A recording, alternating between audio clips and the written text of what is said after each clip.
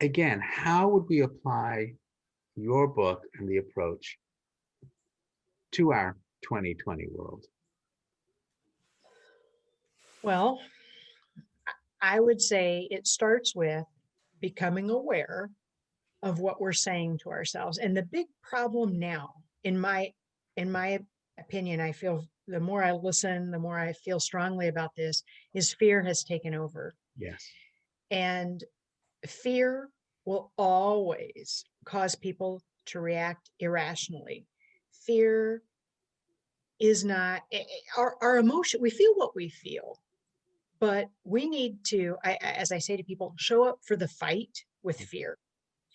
If fear is a bully, and so we have to engage our heads to show up to the fear and say, what are you doing? That becomes that cancer. And so I think it is, when you say, what can we do? It's show up for that fight in our head every day. And this isn't something, you're not going to read my book and then be fixed. This is a philosophy. It's and showing up for the fight. What can I control? What can I do to make myself a better person and contribute in some way to society? I am a huge believer that difference makes us strong. Absolutely. But unfortunately, the first reaction is fear because we don't understand it. But if we can just say, okay, stop, be in the moment. That's the mindfulness. Like, what am I doing? I'm getting escalated. Just listen. It doesn't hurt to take in information. And then you can decide what to do with that. I'm so glad that you're not afraid to talk about fear. Because really, one of the things that we talk about on the Dr. Joe show is the I am approach. And the idea, though, that fear itself, there's nothing wrong with fear. There's nothing wrong with anger. It's what you do with these emotions that's going to be important. Because these emotions are part of who we are. They're part of our ancient brain, our limbic system. Fear is the fight and flight response, the flight branch of fight flight. That's anxiety. But it doesn't have to rule us. Once you recognize it, you can do something about it. You know, one of my phrases, keep it frontal, don't go limbic. Because the prefrontal cortex is where our thinking capacity is. But yes, there is a lot of fear right now. And I think that fear, well, I mean, you were honest enough, generalized anxiety, right? I mean, that's pretty powerful. I think we all know people who have had anxiety. We all experience that ourselves. It's the question is why, you know, what is it? And ultimately, right, fear is based on, am I safe or not? It's about safety. Am I safe? Am I in danger? Is there someone out there who's going to hurt me? Is there somebody, in many cases, going to devalue me? Are they going to see me as less than and broken and not good enough? And I think we do that, what you're saying, to ourselves.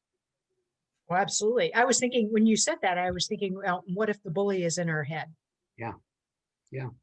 So how do you talk to that bully? Like, what are some of the strategies or tactics that you would recommend when that voice starts attacking you? Well, so when I said earlier, it's not self-abusive, that when the bully shows up, personally, I have, that's when I can, I'm going to have to censor a bit because, you know, then I really let the profanity fly. Shut the heck up. I'm not going to listen to you. Stop. But it is also recognizing, where is this coming from? What is this about? And, but I think that, so if I could go back to my anxiety and I just speak from the, that personal point of view, I call that my crazy talk. Like, oh, there's that crazy voice that lives in my head. I can't make it go away. I've tried. So sometimes that's the bully too, but I can choose not to listen to it. Mm. And you have to figure out what medicine that is. So for me, I like to go exercise. I tell people exercise for me is like hitting the reset button on the brain. And like my computer, like sometimes you just got to hit reset. And the exercise helps me work through those bullying thoughts or anxious thoughts. But I think it gets back to what I always say, show up for the fight. For Mhm. individuals, you have to figure out for you personally what works the best. And they need a Sherpa for that, right? A guide to figure out what works the best. So how would you help them? How would I help? Help them find out what works the best for them. Well, so in the book, Yeah, I have a lot of exercises excellent, to great. help people explore that. I personally, so my two favorites are exercise and journaling. I think that journaling helps you flesh out what that voice is saying. So, what the themes are. Oftentimes, and not always, but oftentimes, that bullying, if it's really a horrific voice in your head, it can be related to stuff you learned as a child. We sort of in it, we take on the voice of the critical parent and beat ourselves up. But one of the things that I share with folks who come in my office and they tell me that it's very, very useful is that idea from transactional analysis that we all have the child. And that child is the vulnerable part of us, the one that just wants to cry or to be held or to throw a temper tantrum, but that vulnerable piece. And then we have the critical, the judgmental, get up, get off the floor, stop feeling sorry for yourself. You shouldn't do that. Oh my gosh, look at you, how terrible you are. And then there's the adult. And the adult can be that enlightened part of you who shows up and says to the child, come here, let me help you. And you shut up. You just stop. But the things that we sometimes didn't get as a child, we can't go back and fix that, but we can show up as the enlightened adult and give that to ourselves. That's what we control. Wow. Yeah. Seriously. And we got our soundbite winner of the year. Wow.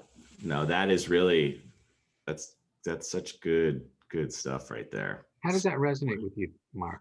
It's so important to understand. I mean, it's self-awareness, right? I mean, at its core, it's where am I, who am I, how am I showing up, and then what am I doing when I show up. But to be aware of what you actually are presenting is a challenge for a lot of people, a lot of adults. And to have information like this, I think gives people a strategy, a way of living that they may not be awoken to, right? They're now enlightened. Mm-hmm. Because not a lot of people know transactional analysis. I learned that in a sales training course where the critical parent can't talk to the adult, the child, and there's a whole dynamic of like understanding your audience. And but to have it, keep it super simple, right? The KISS methodology, keep it super simple. Because Dr. Joe, you were very kind to those who like the Cliff Notes earlier. You said a lot of really intelligent people just don't have the time to read the medical text with the footnotes. No, they don't have time to read much at all, right? But if you can give it to us in a really easily digestible way, it could be life-changing. That's right. It's exactly right. That's what Dr. Eckleberry-Hunt's book is about. It's these moments. Tom, you got some thoughts on this? Well, I'd like to say that with time to read, I think for anger, I can't think of a better way to better understand each other than to take a little bit of time to read these days. Because when we're this angry, what we need to do is retrace our footsteps. How did we get here? How did we end up in two different camps? Right. Find that why, find that point of divergence. With self-talk, I believe that's very important because I think in the seasons of our lives, we change our internal monologue voice actor. So for like a month or so last year, as silly as it sounds, I'd try to implant like a drill instructor voice in my head early in the morning because I was used to getting up 3:30 in the morning because I had to for work, for working on the ferries. But now that I have my own thing going, it becomes more, you can excuse yourself more. And I wanted that self-discipline. So I had the voice of this guy, Dan Pena, who's like this big multi-billionaire. He dresses like one of those 1800s titans of industry. And his whole shtick is screaming at people and calling them worthless. Sweet. And it got me up, but it didn't help after that. Yeah. Hard to continue to be motivated when you're berated all the time. Yeah, I don't feel like performing for those people. Right. Well, it's hard enough if you have those internal voices. Now you're throwing another one into the stew. Now you got to bring two people to the fight. Yeah. Right? So the fear and the anxiety, I mean, these are just two sides of the same coin, right? And then we beat ourselves up if we don't think we're doing well enough. We should be doing better. And really, this again is what the I am is about. The I am is saying, hey, forget all that.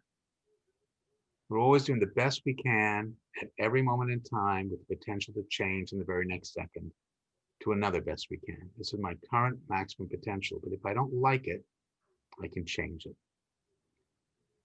And that's part of what we're really talking about is how do you step back enough, look again at why we do what we do without that judgment, right? And that's a major part of what you're doing, Jodie, what I'm trying to do in my work, what the Dr. Joe Show is about. And we find these wonderful different ways to do it. We have incredible authors come on, talk about these different ways. And what does that really mean? That means that there are so many ways that we can do this. Let's just grab the one that makes the most sense to you and see what happens. So with all of this in mind, when you started to have this insight and you began to apply it, did that also give you some sense of joy, of going back to the idea of being a person who wants to do things for others? Did that help as well? Absolutely. I think that, okay. I think that when you find people who are stuck emotionally, and I had another tool that I can throw in and I think my key is getting people to laugh at themselves in a way that is kind. It felt so good. It was healing. Yeah. I completely agree. I use humor a lot in the work that I do as well, and it is remarkable. And I think it's also rare for people in our position as psychologists and psychiatrists and therapists to risk using humor. A lot of people get really freaked out about using humor because somehow they think it's a, I don't know why, it's a boundary, a violation, but I can tell you that the humor that we use is the thing that keeps us going. And it also is the thing that gives many of our sponsors the most pleasure. Stretch the